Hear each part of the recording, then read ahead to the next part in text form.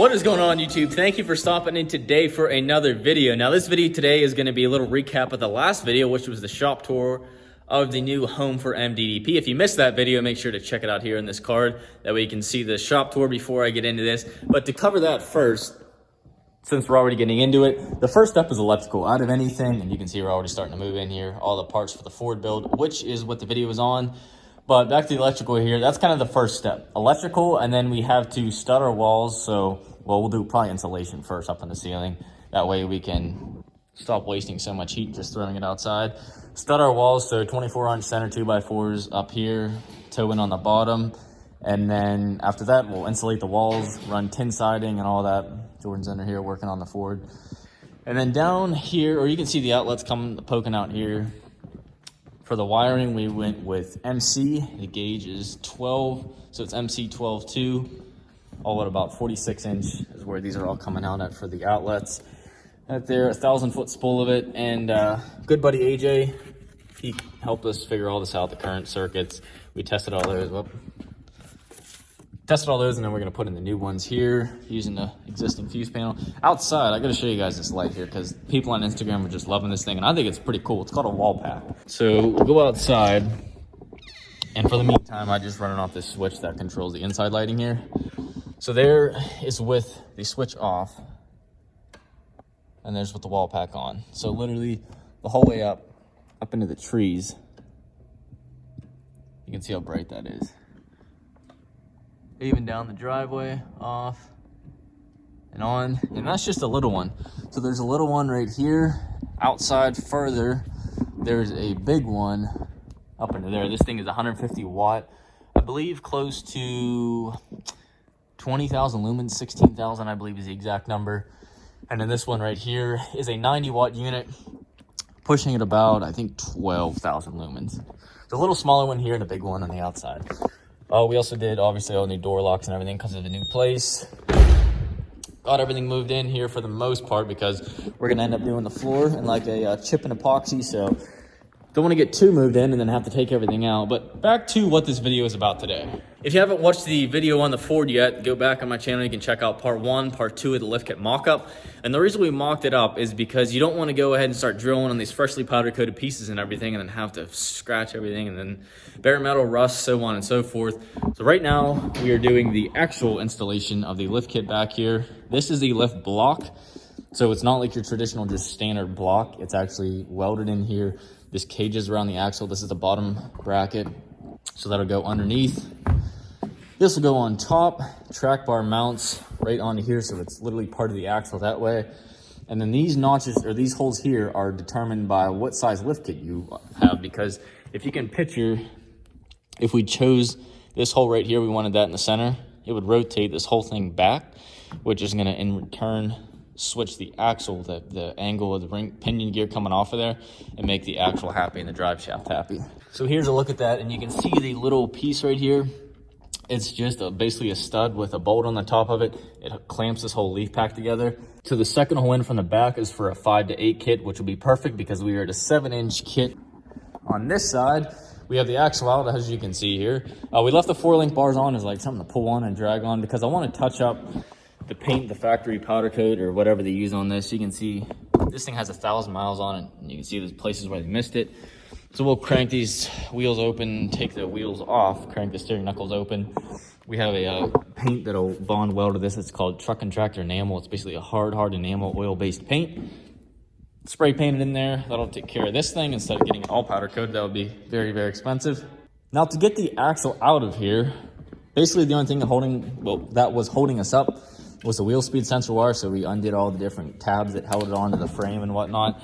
And then we also pinched off the brake line with these brake line tools I got. And the truck's high enough off the ground that we could literally just put the tires on and roll it out of here. So that was simple enough to do. We got 3 jack stands back here, low in the axle, so we can put our blocks in and push it back up and in there. New U-bolts, we got these powder coated. These came raw, so we did a satin black on those. New nuts for the U-bolts. Like I said, the bottom pieces of it, hardware for the rear track bars and bushings and everything. Hitches back from powder coat, as well as the gas tank shield. We did that. You can see the pitman arm up there, all the different suspension components, track bars here, And here's a good look underneath this light here of this deep red with a metallic flake in it. Looks absolutely amazing, even on camera. Diesel drill to the frame for the front track bar mounts, 4-link bars.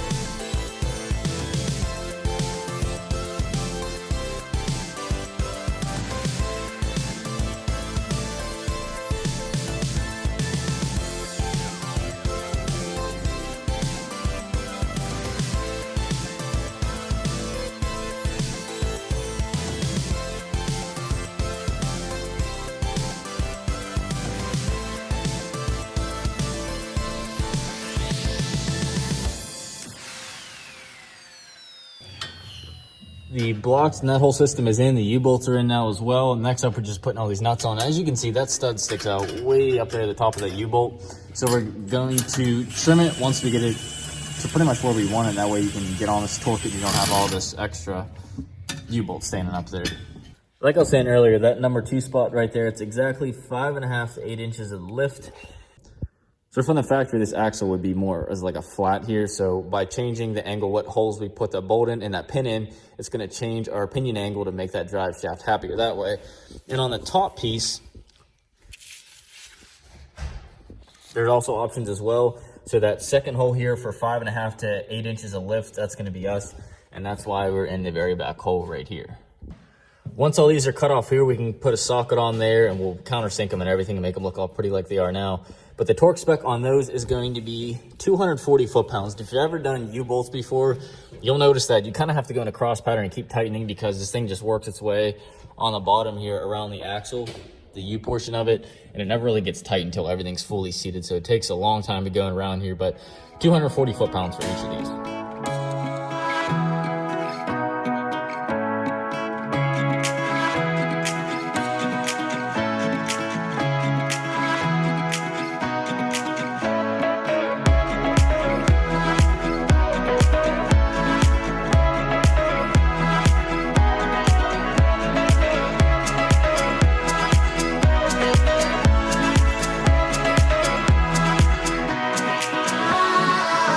Next up is the rear brake line. So these are going to mount down here with just where the factory ones did, and same thing up where the factory ones are up there. But the difference is this whole axle's dropped down now because of the space right here.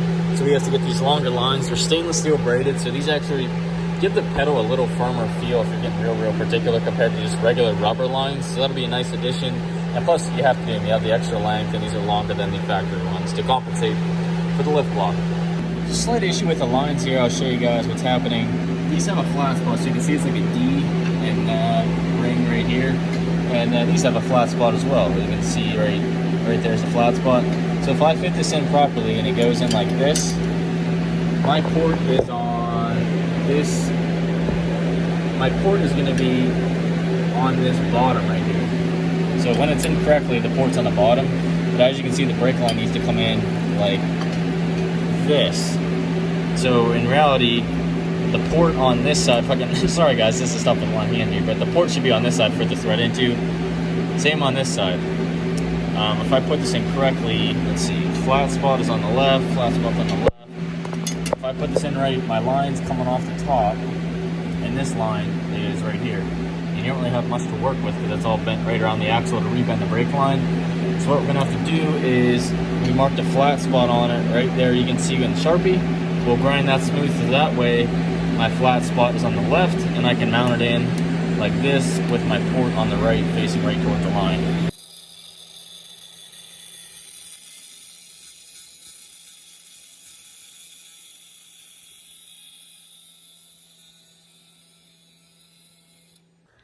Here's the new lines coming in at the axle down here, tracing up into here. You can see Jordan's getting the new tabs put into place there. The whole these are very, very tight fit. And here are the old lines. So literally the only difference is they're just a little bit longer to compensate for the amount of drop from the axle from the truck.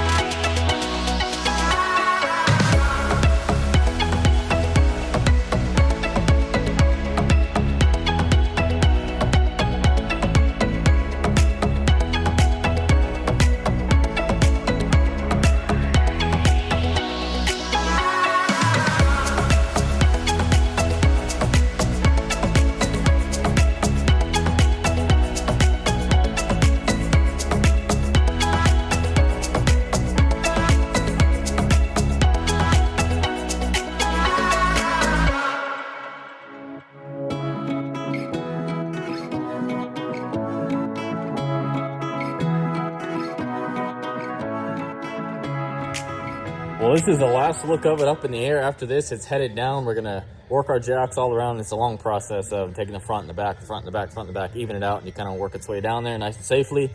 And yeah, we'll get it on the ground, and that way we can really start hammering out different things. So we're gonna go ahead and get that started so we can get things like the track bar up and in there and mounted. All this front end stuff, it cannot be dialed in fully until the weight of the vehicle's on it. Coilovers as well, these got to be dialed in. The ride height, which is determined by this right here, that has to be dialed in with the full weight of the vehicle on there. You measure eye to eye. We have measurements for all that kind of stuff. So time to get this thing down. Jordan is dialing in the front track bar to dial in where this axle is going to center on the truck as to like how much tire is going to stick out on each side to make it completely equal on each side. The grill has to go in here. This thing came out very, very nice. We did the white as the main frame of it, red as the accent, and that matches this emblem perfectly. That emblem came out absolutely amazing.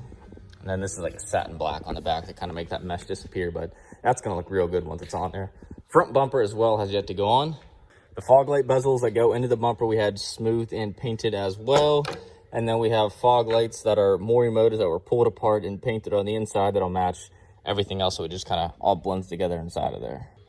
Other parts to go on. Here's a bracket for the bumper, the front air dam for the top of the radiator underneath the hood. We got a Gen Y hitch, powder coated that metallic color, same as the truck. And what I'm going to do is wrap this Tessa tape around here, which will keep this from chipping and chipping the inside of the hitch. I did it to my truck and it held up for a year or so as long as I had it and never had an issue. This is part of the steering stabilizer kit, but until we get it aligned and everything is perfect, we don't want to put that on just yet. Tow hooks will go on once the bumper goes on, because the way these things work is the bumper has to come off for these to come off. So these will go on first, and then the bumper kind of sandwiches it all between the frame and the bumper. Got the fog lights assembled, so that is how they will sit in the truck.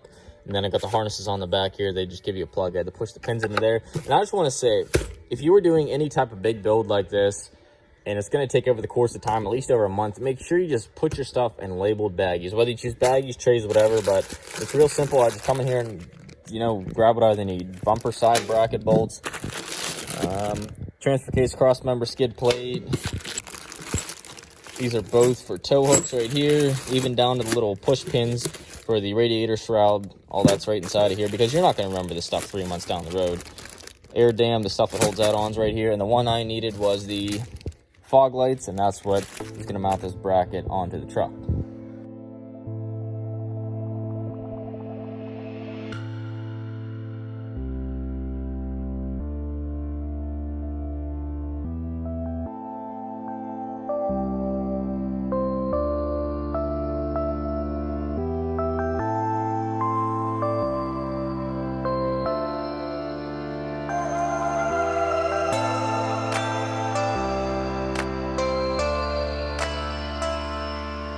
There's the final product, or I'll put it upside down so you can see what it looked like. That is going to be the final product on both sides.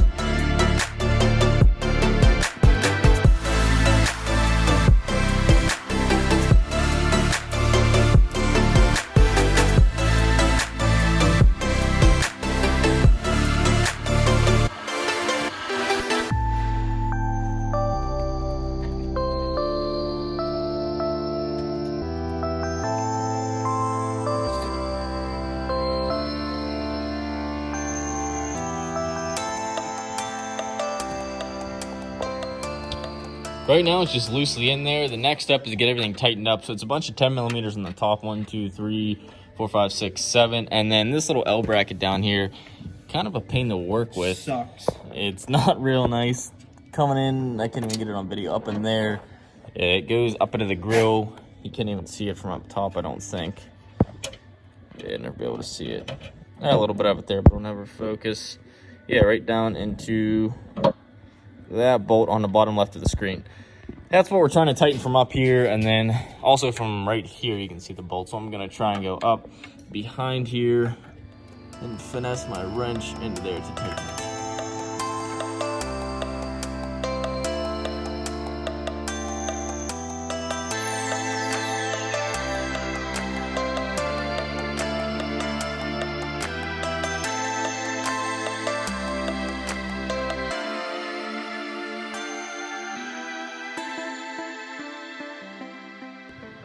From a distance, it looks pretty nice, but you get up close and you see there's an issue with alignment here. Right there, it's touching the headlight, and then up top we have like half-inch gap from light to grill. Right there, I can fit my finger in. And down here, we're hitting it. So what we're thinking, the best option is going to be, since all this is welded, like we can't adjust this at all, it's tightened down in there, is throw some washers underneath all these plates instead of bending them and risking breaking these welds off right here. It's already painted, we don't want to mess with that, so we'll throw washers underneath all these here that'll lift it up a little bit and bring this whole grill up and off, because not only the headlight is going to hit, we start running into issues with, is the bumper going to hit this hanging down lower than the factory grill used to hit. So we'll loosen up those bolts down in there on both sides, as you saw with the super long extension down to the grill. And then once those are loose, we'll be able to slide this up, slide some washers in here, and that should bring us up to the height we want. Got all of our washers here, all 6 of them. We're just gonna, actually we'll have 12 total. This is the first 6. Flip this up, slide the washer in there, and then work our way down the line here, getting them all in. So that way we can lift this thing up and get rid of this whole fitment issue. Once again, with the labeled bags is the push pins for the radiator shroud here. So this thing just sat down on top of the grill. So the grill went on first because the bolts are underneath of it, and this goes over top. And a lot of people take these off. They are important because it keeps all the air in here for your cooling stack, so air just isn't just flying out of here. So it is good to keep in there.